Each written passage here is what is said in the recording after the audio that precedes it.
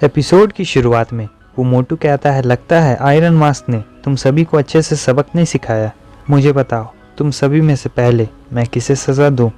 क्या मैं सबसे पहले तुम्हारे लीडर को सज़ा दूं? उसके बाद वो डायरेक्टर को मारने लगता है और कहता है, आखिर तुमने अपने स्टूडेंट्स को क्या सिखाया है? ये सब देख के टाइगर को बहुत ज़्यादा गुस्सा आ रहा होता है। क्विशी कहता है, शांत हो जाओ। वाल्केरी सोच रही होती है, सिचुएशन तो और भी ज़्यादा ख़राब हो चुकी है। मुझे लगा था कि लाला ने पहले ही इसे हरा दिया होगा। जाय कहता है, बेवकूफ़ टाइगर, शांत हो जाओ। लाला तुम्हें तुम्हारी मौत की तरफ जाते हुए नहीं देख सकता है। टाइगर कहता है, तो फिर क्या? आखिर हम क्या करें? क्या हम यहाँ से रिट्रीट कर दें? लेकिन फिर लाला का क्या होगा? तभी उनके पीछे हम देखते हैं आयरन मास्क आ जाता है और वो कहते हैं, रिट्रीट? लेकिन तुम लोग कहाँ पर रिट्रीट करोगे? क्या तुम लोगों के पास अभी भी कोई ऐसी जगह है जहाँ तुम लोग भाग सकते हो? टाइगर तुरंत ही उस गन को उस मास्क वाले बंदे की तरफ मुड़ा डालता है, लेकिन जैसे ही वो फायर करता है वो गन ब्लास्ट कर जाती है। वो मास्क वाला बंदा उस शॉट से बच जाता है और कहता है, लगता है मैंने जो तुम लोगों को सबक सिखाया था उतना तुम्हारे लिए काफ़ी नहीं था। उसके बाद वो टाइगर का हाथ पकड़ता है और उसे ज़ोरदार किक्स मारने लगता है।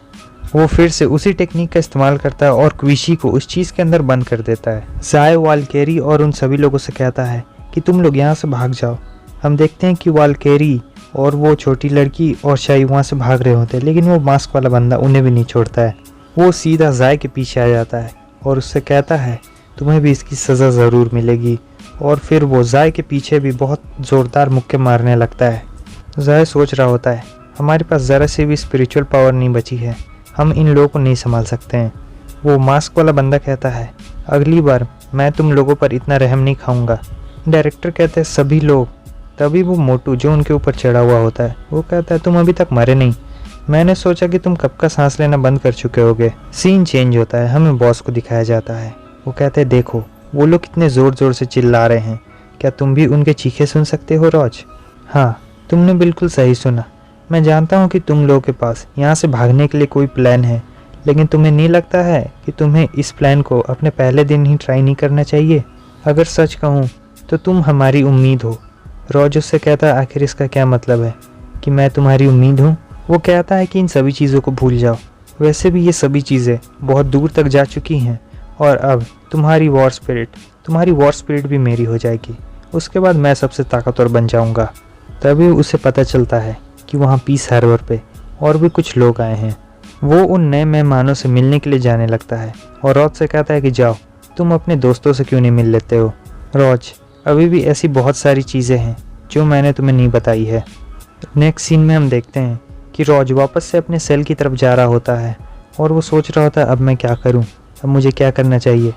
आखिर मुझे क्यों बनाया गया है? जब वो अंदर जाता है तो वो देखता है सभी लोगों की हालत बहुत बुरी होती है। वाल्केरी उससे कहती है, रॉज, हमारा मिशन फेल हो गया। शायू कहती है, रॉज, यंग मास्टर और बाकी सभी लोग बहुत बुरी तरीके से घायल हैं, उन्हें आपकी मदद चाहिए। रॉज कहता है, मुझे नहीं पता है कि अब आगे मुझे क्या करना है। सीन चेंज होता है, हमें बॉस को दिखाया जाता है। वो बाहर जाते और कहते हैं, ओह, एक रेयर विजिटर। हम देखते हैं कि ये वो लंबी चोटी वाला और उसका बड़ा भाई होता है। बॉस कहते हैं, मुझे याद नहीं है कि मेरी तुम्हारी फैमिली से इतनी अच्छी दोस्ती है। उसका बड़ा भाई कहता है, हम यहाँ पर किसी से मिलने आए हैं। बॉस कहता है, नहीं, रॉज यहाँ पर नहीं है, वो कोई ऐसा पर्सन नहीं है जिससे तुम मिलना चाहो। उसका बड़ा भाई कहता है, हाँ, वो रॉजी हैं, हम उसी से मिलना चाहते हैं, वरना आप किसी ऑर्डिनरी वॉर हीरो की इतनी परवाह क्यों करते हैं? बॉस सोच रहे होते हैं, ग्रीन ड्रैगन, येन जी शान, ये ली कंट्री के 4 गार्डियंस में से एक है, लेकिन मुझे ये कभी पता नहीं चला है कि ये किस साइड है।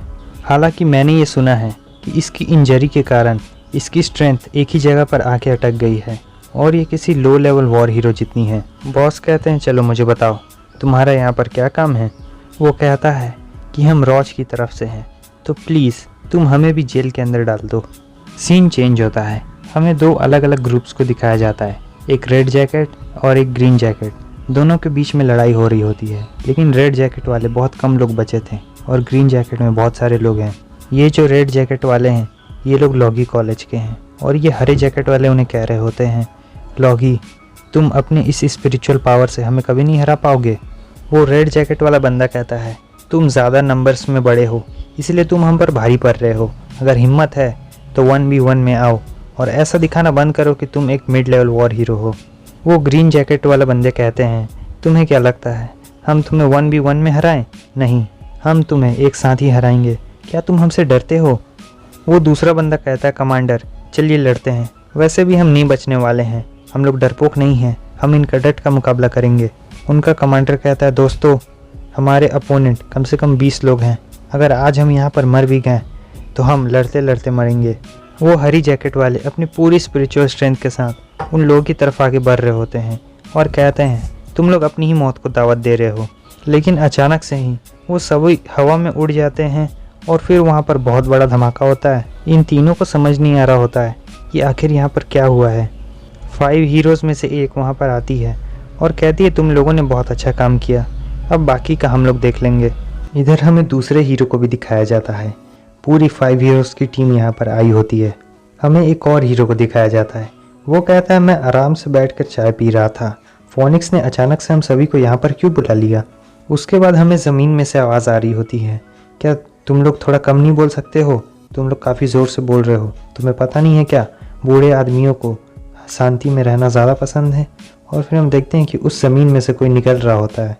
ये भी 5 हीरोज़ में से एक होते हैं, ये ग्रैंडपा। ये कहते हैं कि आजकल के बच्चों को ज़रा सी मैनर्स नहीं है। सही बात है, देखो इतना देर वीडियो देखा है लेकिन लाइक और सब्सक्राइब नहीं किया। वो सभी इन्हें देख के चौंक जाते हैं और कहते हैं, 5 हीरोज़ में से ये ओल्ड मैन भी यहाँ पर आए हैं, आखिर यहाँ पर ये सब क्या हो रहा है। वो ग्रीन कोट वाला बंदा कहता है, तुम लोग तो 5 हीरोज़ हो, तुम लोग किसी भी कंट्री से बिलोंग नहीं करते हो, तो फिर तुम क्यों हमारे मैटर में पड़ रहे हो? ये ज़रा भी ठीक बात नहीं है। वो ग्रैंडपा कहते हैं, बहुत सारे लोग मिलकर सिर्फ 3 लोगों को पीट रहे थे और ये तुम्हारे जैसे नौजवानों के लिए ज़रा सी भी अच्छी बात नहीं है। वो दूसरा हरे बार वाला हीरो कहता है, तुम इसके बारे में एक बार ध्यान से सोचो, हमने बस तुम लोग को इग्नोर किया है। अगर तुम लोग अर्थ पर कंफर्टेबल नहीं हो तो तुम लोग स्वर्ग में जाके खेल सकते हो। वो एक चुटकी बजाता है और उसी चुटकी में वो सभी लोग हवा में उड़ जाते हैं, सभी के सभी। वो हरा जैकेट वाला बंदा कह रहा है, तुम 5 हीरोज़, तुम लोग शैतान हो। वो ब्लू बाल वाला कहता है, आखिर फोनिक्स करना क्या चाहता है? ग्रैंडपा कहते हैं, ये काफ़ी रेयर है कि हम चारों एक ही जगह पर इकट्ठा हों। वो फीमेल सुपर हीरो कहती है, ये फोनिक्स ने मुझे एग्जैक्टली एक्सप्लेन नहीं किया कि आखिर हम क्यों यहाँ पर आए हैं। तभी आसमान से लाल पंख गिरने लगते हैं और आप समझ ही होंगे कि ये कौन है। ये फोनिक्स होता है और वो कहता है, मैंने आप लोगों को बहुत लंबे समय से नहीं देखा है जेंटलमैन, और ऑफ कोर्स मैंने आप लोगों को यहाँ पर इसलिए समन किया है क्योंकि मुझे आप सभी से बहुत ज़रूरी बात करनी है। वो हरा बाल वाला कहता है, तुम बिजी आदमी, आखिरकार तुम आ ही गए। ग्रैंडपा कहते हैं, मैंने तुम्हें बहुत समय से नहीं देखा है फोनिक्स, मुझे बहुत अच्छा लग रहा है तुमसे मिलकर। फोनिक्स उनसे कहता है, तुम सभी मेरे साथ हार्बर पे चलो। ये वही हार्बर पे जाने की बात कर रहा है जहाँ पर रॉज और उसके साथियों को बंदी बना के रखा गया है। कुछ मसालेदार चीज़ होने वाली है। सीन चेंज होता है, हमें एक अजीब सी जगह को दिखाया जाता है जहाँ पर 2 लोग बातें कर रहे होते हैं और वो वहाँ के वेटर से कहते हैं, तुम अभी तक मुझे मेरा वो क्यों नहीं मिला पीने के लिए?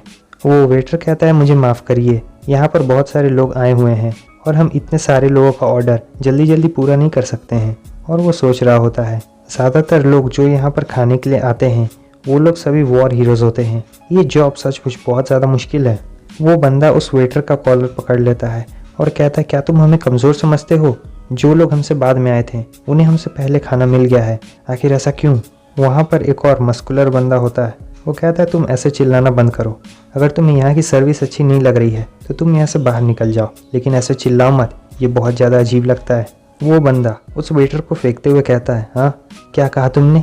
क्या तुम मुझसे लड़ने की कोशिश कर रहे हो? वो वेटर सीधा जाकर एक बंदे की टेबल पर टकरा जाता है और उसका खाना हवा में उड़ने लगता है।